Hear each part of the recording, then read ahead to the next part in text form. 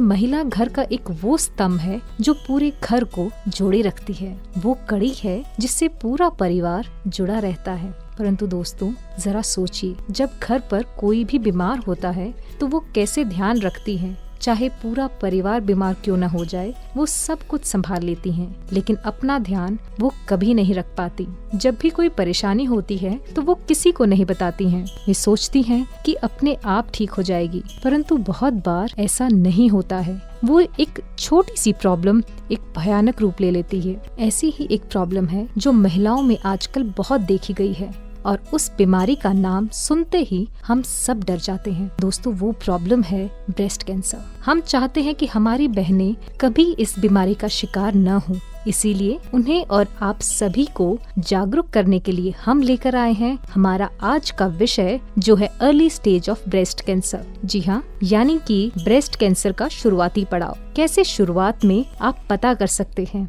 क्या क्या ध्यान रखें इस प्रॉब्लम में, उसके इलाज के बारे में इत्यादि। तो डॉक्टर, सबसे पहले हम शुरुआत करते हैं इसकी डेफिनेशन से। तो आप हमें ये बताएं कि ब्रेस्ट कैंसर की परिभाषा क्या है। जैसे कैंसर शरीर के किसी भी अंग में हो सकता है, जब यही कैंसर ब्रेस्ट के अंदर के हम स्तन में जो होता है उसको बोलते हैं ब्रेस्ट कैंसर। आपको ये ध्यान में रखना चाहिए कि कोई भी गांठ जो ब्रेस्ट में हुआ या शरीर का किसी में, वो जरूरी नहीं है हर एक गांठ कैंसर होगा, लेकिन कैंसर आमतौर से शुरुआत में एक गांठ की तरह आते हैं और धीरे धीरे जैसे वो बढ़ता है वो शरीर में फैलता जाता है। बाकी शरीर में जैसा कैंसर होता है वैसे ही ब्रेस्ट में होता है। ये भी ध्यान रखना है, ब्रेस्ट कैंसर का मतलब ये नहीं कि सिर्फ लेडीज को होगा, या आदमी में भी हो सकता है, लेकिन उनका नंबर काफी कम होता है। लेडीज में आजकल ब्रेस्ट कैंसर सबसे कॉमन कैंसर है, और सारे कैंसर मिला के हमारे अस्पताल में जितने मरीज आते हैं सबसे ज्यादा मरीज ब्रेस्ट कैंसर का ही आता है। ओके, तो डॉक्टर जैसा आपने बताया कि ये प्रॉब्लम जो है वो मेल्स को भी हो सकती है। शायद हमारे लिसनर्स को पहले इस बात का इतना अंदाजा नहीं था कि मेल्स को ये प्रॉब्लम हो सकती है, आदमियों को ये प्रॉब्लम हो सकती है, क्योंकि ज्यादातर हम यही सुनते हैं कि ये जो प्रॉब्लम है वो खास तौर पे महिलाओं को ही होती है। तो डॉक्टर आगे बढ़ते हैं, बात करते हैं इसके अर्ली स्टेज की। तो पता कैसे चलेगा डॉक्टर कि ये एक कैंसर है या ब्रेस्ट कैंसर है, तो इसके कुछ सिम्टम्स आप हमें बताएं। हाँ जी, कैंसर जब एकदम शुरुआत में कोश के अंदर, सेल के अंदर जब शुरुआत में चेंज हो रहे हैं, किसी को पता नहीं चलता, जिसके अंदर हो रहा है ये चेंज उसको भी नहीं पता चलता। जब तक पता चलता है तब तक कैंसर थोड़ा आगे बढ़ गया है। उसमें भी हम कहते हैं कि थोड़ा आगे बढ़ा कि बहुत ज्यादा।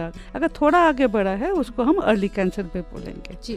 तो इसमें क्या हो सकता है, या तो कोई गांठ होगा जो आपको नहाते वक्त शरीर में मालिश करते हुए या अचानक ही हाथ में लग जाता है। हो सकता है आपका निपल से कुछ डिस्चार्ज हो रहा है, कोई पानी जैसा होता है, वो पानी में लाल रंग हो सकते हैं, दूध जैसा आ सकता है, पस जैसा आ सकता है, कुछ भी आ सकता है, डिस्चार्ज हो सकता है। हो सकता है निपल अंदर की तरफ घुस रहे हैं, या कोई चमड़े में कोई जख्म हुआ है, या कोई चमड़े में कोई चेंज आया है। शुरू में यही होता है। जैसे जैसे बढ़ता है वो, और जब फैलेगा, जहाँ फैलेगा उसके उधर का सिम्टम होगा। तो लिसनर्स, हम बोलना चाहेंगे, जैसा कि अभी डॉक्टर सुष्मिता ने हमें बताया, अगर आपको ये सिम्टम्स नजर आते हैं अपनी बॉडी में, आपको लगता है कुछ डिस्चार्ज हो रहा है या और भी कोई ऐसी गांठ हो रही है, और आपको कुछ भी अपनी बॉडी में कुछ भी चेंजेस नजर आता है, तो आप डॉक्टर को कंसल्ट करें, क्योंकि अगर हो सकता है आने वाले समय में ये छोटी छोटी प्रॉब्लम्स एक भयानक रूप ले सकती हैं। अगर आप इससे बचना चाहते हैं तो डेफिनेटली आपको डॉक्टर को कंसल्ट करना होगा। तो डॉक्टर आगे बढ़ते हैं, इसके कुछ टेस्ट के बारे में हम जानना चाहेंगे। क्या इसके कुछ स्पेसिफिक टेस्ट भी होते हैं? हाँ जी, कुछ टेस्ट है जो हमें ये बीमारी को एकदम शुरुआत के स्टेज में बता देंगे। अगर गांठ या उंगली या थोड़ा दाना सा भी अगर आपका महसूस होता है, तब तक तो हाथ से ही पता चल जाता है। अगर हाथ में पता चलता है तो हम वहाँ से कुछ सेल्स लेके टेस्ट कर सकते हैं। और चीज़ मैं सबको कहना चाहूँगी, काफ़ी जो हमारे पास मरीज आते हैं काफ़ी लेट स्टेज में, वो लोग बोलते हैं ये दाना तो काफ़ी दिन से था, तब मैंने दर्द नहीं हुआ तो इसीलिए मैंने ध्यान नहीं दिया, या ज़्यादा कोई डॉक्टर के पास नहीं है। सबको ये मैं फिर से दोहराना चाहूँगी, कैंसर शुरुआत में दर्द नहीं करता है। कैंसर का बीमारी जब शुरू में होता है, दर्द तभी होता है जब वो फैलता है। तो इसीलिए जस्ट बिकॉज वहाँ पे पेन नहीं है, इसका मतलब ये नहीं है कि आप उसका ध्यान नहीं दोगे। अच्छा, ये तो क्या बाद जो उसमें आपको फील कर सकते हो। जी। कभी हो सकता है दाना है अंदर हो रहा है, आपको फील हाथ में लग नहीं रहा है जी। ऐसे अगर कोई इंडिविजुअल्स को ढूंढना है तो हमें कुछ एक्सरेज का माध्यम से देख सकते हैं। हम रेडियोलॉजी, अलग अलग रेडियोलॉजी है, इंडिकेशन एक एक एज ग्रुप में एक एक होता है। किसी में ज्यादा पता चलता है, किसी में कम पकड़ चलता है। जैसे ब्रेस्ट का अल्ट्रासाउंड होता है, मैमोग्राफी एक कॉमन टेस्ट जो सब में होता है, ये सब कर सकते हैं। कुछ कुछ केस में MRI ऑफ ब्रेस्ट भी होता है। इसका प्राइस अलग है, करने का कारण भी अलग अलग है, वो डॉक्टर बेहतर समझेगा किसमें क्या कर सकते हैं जी। और एक टेस्ट होता है जो एकदम जब आपका सेल में चेंज हो रहा है, ये हो सकता है किसी किसी फैमिलीज में ब्रेस्ट चलता है या कोई हाई रिस्क पेशेंट है जिसमें जेनेटिक चेंज जी, तो वो जीन्स का अगर स्टडी किया जाए तो वो पता चलेगा। लेकिन वो सबका करने से हमें ज्यादा फल नहीं मिलेगा। अगर किसी ग्रुप को हम समझते हैं कि हाई रिस्क ग्रुप है, इसमें बहुत ज्यादा चांस है ब्रेस्ट कैंसर होने का, वो ग्रुप को शायद जेनेटिक टेस्ट करने से फायदा होगा। तो महिलाओं को हम यही कहना चाहेंगे कि अगर आपको ऐसे कुछ फील होती हैं, ऐसी कुछ चीजें, तो आप डॉक्टर को कंसल्ट करें। और अगर आपको डॉक्टर बोलते हैं कि आपको कुछ स्पेसिफिक टेस्ट करवाने हैं तो ही आप टेस्ट के लिए जाएं, अदरवाइज अपने आप कोई भी टेस्ट ना करवाएं, क्योंकि हर प्रॉब्लम के लिए अलग अलग टेस्ट प्रिस्क्राइब किए जाते हैं। तो डॉक्टर एक चीज हम और जानना चाहेंगे कि क्या कारण है इसका कि ये ज्यादातर महिलाओं को ही होती है ये प्रॉब्लम? अच्छा, इसके एकदम रूट कॉज में अगर हम जाए तो ब्रेस्ट कैंसर बढ़ाने वाला एक ही है, वो है हार्मोन जिसका नाम है ईस्ट्रोजन, जो आमतौर से फीमेल में ज्यादा होता है, क्योंकि ईस्ट्रोजन वो हमारा बहुत काम में आता है, लेकिन वो है ना हर एक काम के साथ कुछ ये भी होता है, साइड इफेक्ट भी होता है। तो इसीलिए अगर ईस्ट्रोजन लगातार बहुत दिन हमारे ब्रेस्ट टिश्यूज के ऊपर जब काम करता है तो हो सकता है कुछ जो ज्यादा ससेप्टेबल है उसमें लगता है। लेकिन ये भी है, अगर हम 100 साल जिए सारे जनानियों, शायद हम में से ज्यादातर लोगों को ये ब्रेस्ट कैंसर एक दिन ना एक दिन होगा। ठीक है, तो क्योंकि हम सब में ईस्ट्रोजन वो होता, और इसमें हम किस किस को कहते हैं ज्यादा, मतलब जिसमें रिस्क फैक्टर्स हम कहते हैं, अगर किसी का जैसे बेसिकली बच्चा नहीं हुआ या पहला बच्चा काफी देर बाद हुआ है जी। उन फीमेल्स में ईस्ट्रोजन का इफेक्ट, क्योंकि जब हम प्रेग्नेंट होते हैं तब ईस्ट्रोजन जो होता है, जो हार्मोनल बैलेंस, तो वो जो लगातार सिर्फ ईस्ट्रोजन का जो कंट्रोल वो चलता है वो बन जाता है। इसीलिए एज एट फर्स्ट बर्थ जी, ठीक है, जिसका एक भी बच्चा नहीं हुआ उसका रिस्क ज्यादा है एज कम्पेयर टू जिसका बच्चे 1-2 बच्चे हैं। फिर बच्चे को छाती का दूध पिलाया कि नहीं पिलाया, और सबसे ज्यादा है जेनेटिक फैक्टर्स भी है जी। कुछ हमारा एनवायरमेंटल और हमारा हैबिट का भी फैक्टर, जैसे खूब मोटे जो होते हैं, जो एक्सरसाइज कम करते हैं, जो बहुत ज्यादा चीज जैसे वेस्टर्न वर्ल्ड में जो खाते हैं ना, बहुत फैटी फूड खाते हैं, ठीक है, इन लोगों, उसके ऊपर स्मोकिंग, अल्कोहल होता है, तो ये सब रिस्क फैक्टर्स में गिना जाता है जी। और कुछ लोग तो बेसिकली जेनेटिकली कोई जीन में डिफेक्ट है जिसके कारण उसको ब्रेस्ट कैंसर होने का बहुत ज्यादा चांस है जी डॉक्टर। तो डॉक्टर, जैसा आपने बताया कि इसके ये जो कुछ रिस्क फैक्टर है, तो क्या ऐसा भी होता है कि कुछ एरियाज हैं जहाँ पे ये जो ब्रेस्ट कैंसर वो ज्यादा होता है, या तो कुछ ऐसी रेज वहाँ पर होती है, क्या ये नहीं? अभी मेरे ख्याल से ये नहीं है, it is more because western world में उनका लाइफस्टाइल जैसे है जी, और वैसे होता है। अदरवाइज आई डोंट थिंक कि कोई रीजन वाइज इसमें ब्रेस्ट कैंसर में फर्क होगा। फैमिली में जरूर होता है जी, फैमिली का होता है, किसी फैमिली में है तो फिर वो हेरिडिटरी हो जाता है। वो हाँ।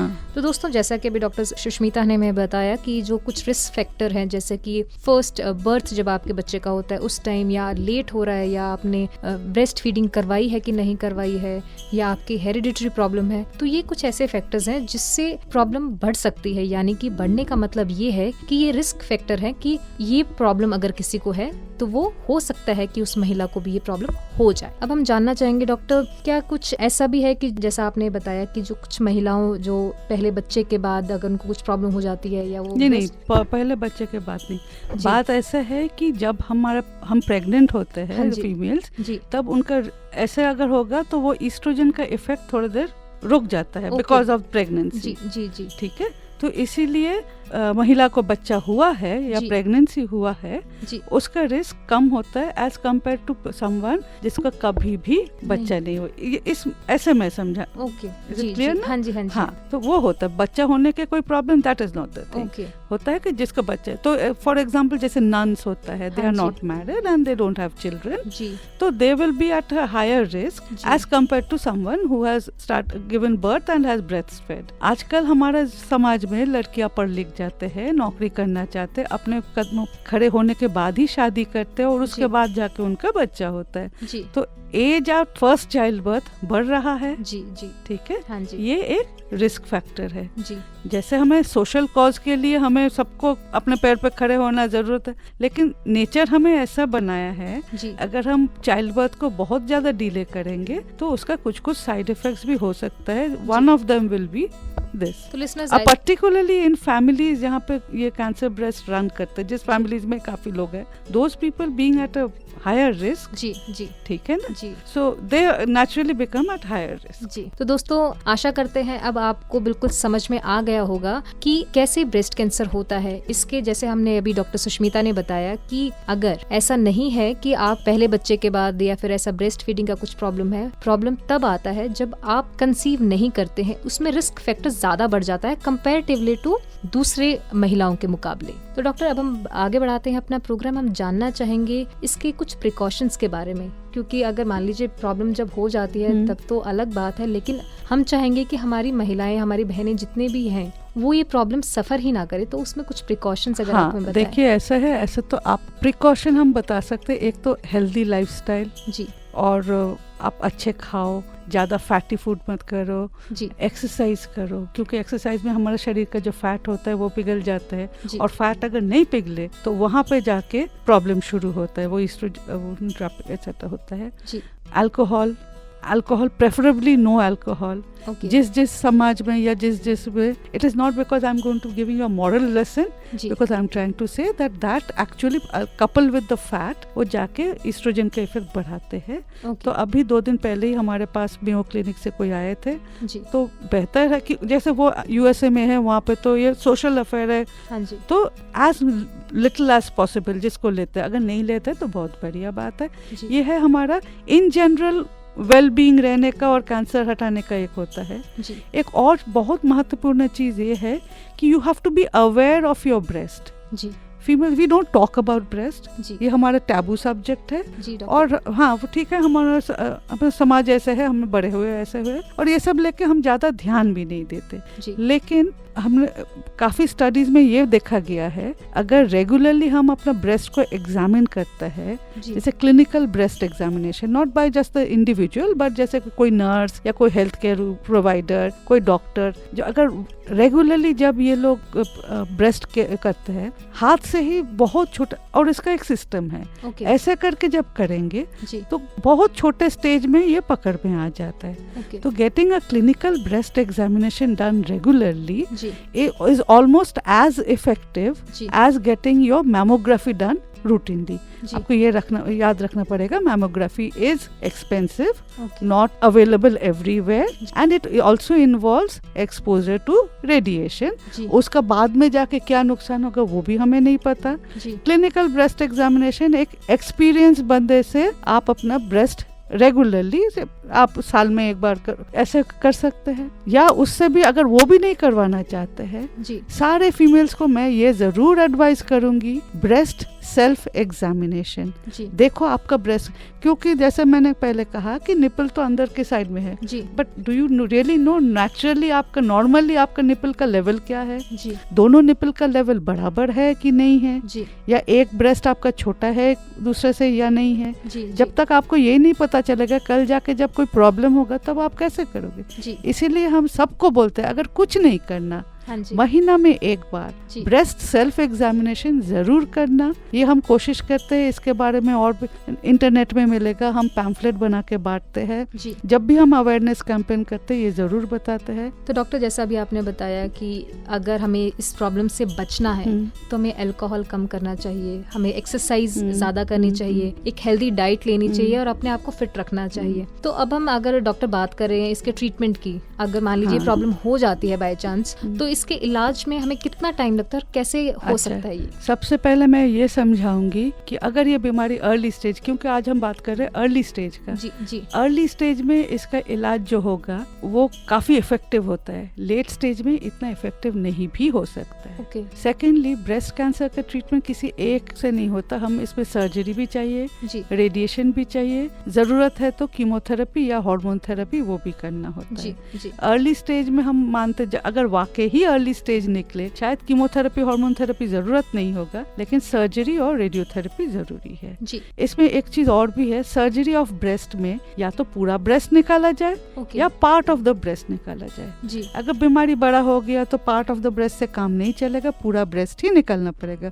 वहाँ पे एक फीमेल का बॉडी इमेज का वो प्रॉब्लम आ जाता है कि वो अपने आप को सोचते हैं कि मैं उतना अट्रैक्टिव नहीं हूँ, ये सब साइकोलॉजिकल प्रॉब्लम भी हो सकता है।